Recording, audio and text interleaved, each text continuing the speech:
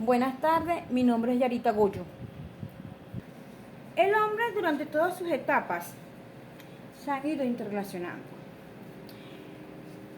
Aquí tenemos unos factores que determinan al hombre y a la sociedad, como es la sobrevivencia, la alimentación, la defensa y la reproducción.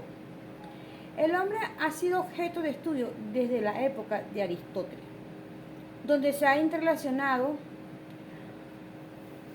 a través de su cooperación, reciprocidad y complejidad.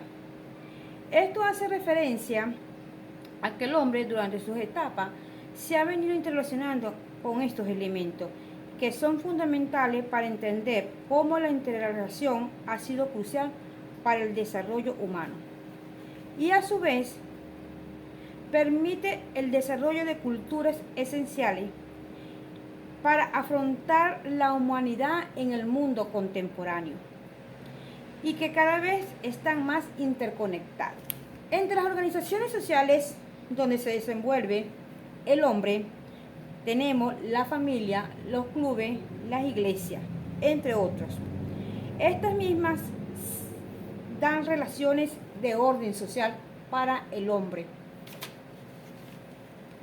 Que el hombre como ser social tiene como concepto que el hombre es un ser individual de naturaleza social y que es incapaz de vivir aislado. Esto quiere decir que el hombre necesita de la presencia de otros para la integración de grupos sociales con quienes aprenden normas y valores acorde con sus intereses. Al respecto, el hombre como ser social es un concepto fundamental en el área de la sociología jurídica, ya que el derecho y la sociedad son inseparables y el individuo solo puede desarrollarse completamente en la interacción con otros miembros de la sociedad. La conducta social humana se refiere a las acciones, actitudes y comportamientos del hombre en contexto social y cómo se contribuye en la sociedad. Por otra parte, tenemos las influencias de los factores biológicos, geográficos y socioculturales. Con respecto al factor biológico, nos dice que las hormonas y el sistema nervioso, esto afecta la conducta social y la herencia genética influye en nuestra personalidad, temperamento y predisposición para ciertos comportamientos. El factor geográfico se refiere al clima y a la geografía. Esto influye cuando interactuamos con los demás. Y por último, tenemos el factor sociocultural, que nos dice normas y valores. Es decir, que el hombre dentro de la sociedad tiene que cumplir normas y valores que moldean la interacción del comportamiento de cada persona. El individuo nos dice que es un ser humano con una entidad única y autónoma. ¿Qué persona? Se refiere a un ser humano racional, autoconsciente, con derechos y deberes.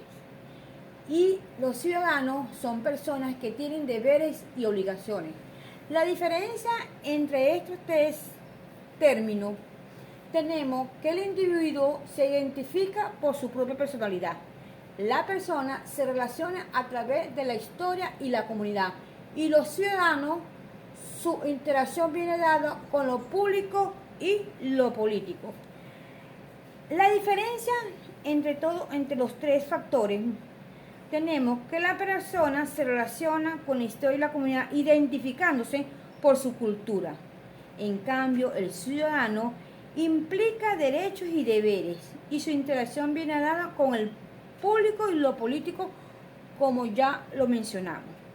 En el ámbito de la legalidad, y el individuo es una entidad singular, es decir, única y autónoma, identificándose por su pensamiento y su propia personalidad. La socialización es posible gracias a los agentes sociales, como la familia, las escuelas, los medios de comunicación. Este proceso viene dado desde la historia y nacimiento de la vida del hombre y que está en continuo desarrollo. Con respecto a la socialización jurídica, es un concepto clave de la sociología jurídica que explica cómo se transmite y construyen los conocimientos, valores y creencias relacionados con el derecho y la sociedad. Por otra parte, tenemos la conducta social desviada o noción de desviación. Esta viene dada por la quebrantada violación de las normas sociales y la expectativa de los grupos o sistemas sociales.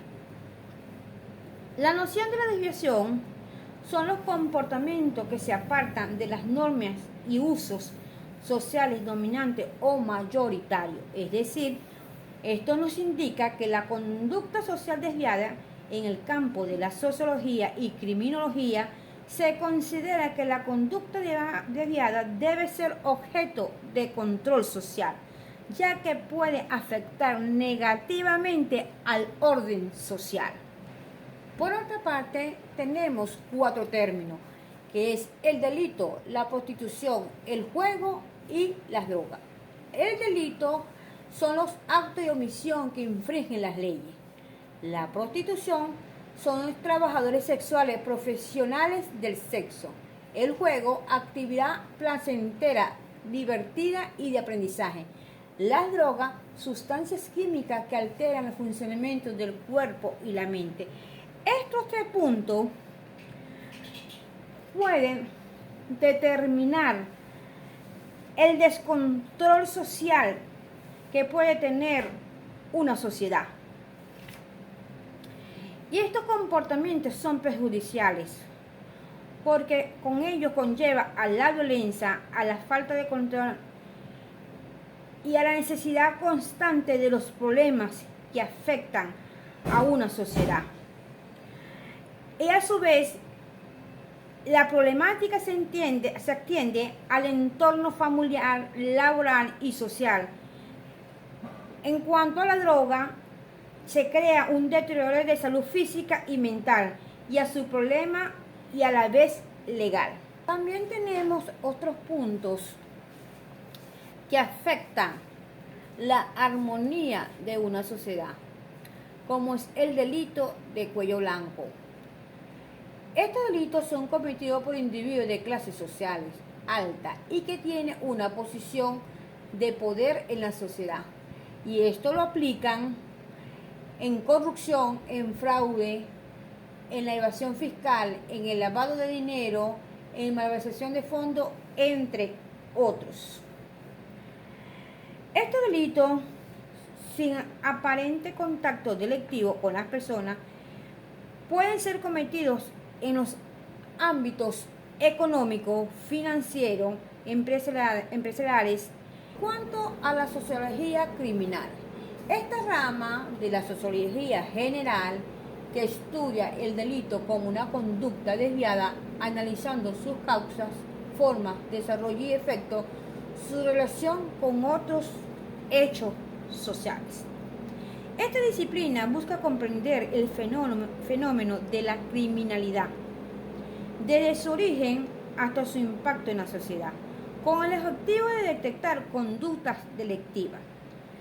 Por lo tanto, tenemos la criminología, que es una ciencia social interdisciplinaria y de carácter autónomo, que estudia el delito, el crimen, la víctima y la reacción social. Esto con el fin de prevenir y reducir la criminalidad. Entre sus principales áreas tenemos la antropología, estudia los factores antropológicos relacionados con la actividad criminal. Tenemos la psicología, analiza los procesos mentales y de personalidad de los diferentes delincuentes. La sociología investiga los factores sociales que influyen en la criminalidad, como las interacciones y la dinámica entre las personas. Tenemos el derecho, que aporta conocimientos para la mejora de los sistemas de justicia penal y el tratamiento de los delincuentes. Continuando con el tema, tenemos la noción de agrupación. Acción de reunir en grupo o concentrar personas o cosas que se asocian con algún fin. Entre los grupos sociales tenemos su definición. Interactúa entre sí debido a valores, normas, creencias o intereses comunes. Tenemos los tipos. Grupos familiares. Satisfacen necesidades básicas familiares. Grupos educativos. Transmiten cultura y conocimiento de nueva generación. Grupos económicos. Producen y distribuyen bienes y servicios, entre otros. Las características de estos grupos podemos decir que están compuestos por lo menos de 3 individuos organizados en torno a un propósito común. Sus miembros comparten una identidad cultural o social, valores y una visión de la sociedad. Tienen una estructura definida que asignan roles específicos a cada integrante y plantean normas propias. Y por último, tienden a ser duraderos y permanentes en el tiempo. Por otra parte, tenemos la masa, la sociedad y la comunidad. En cuanto a la masa, nos dice allí que es la aglomeración de individuos en la que se sumerge y se atrofia, dejándose llevar por la influencia de la multitud. La masa se caracteriza por la falta de estructura y la ausencia de vínculos personales entre sus miembros. La sociedad, nos dice allí, agrupación de personas que interactúan entre sí. Es el compartimiento de interés y valores y objetivos comunes. Y tenemos la comunidad, unidad social con características significativas compartidas, como el lugar, las normas, la cultura, la religión, los valores y las identidades. Entre las nociones diferenciales entre masa, sociedad y comunidad, tenemos la masa, desestructuración de individuos, la sociedad, relaciones impersonales y racionales, y la comunidad, relaciones personales efectivas y duraderas. En resumen, la masa carece de estructura, la sociedad se basa en las relaciones interpersonales y la comunidad se sustenta de vínculos personales y valores compartidos. Continuando con el tema, tenemos las relaciones intergrupales. Nos dice que son las que dan entre diferentes grupos. Las relaciones intergrupales se refieren a las interacciones y dinámicas que ocurren dentro de un mismo grupo.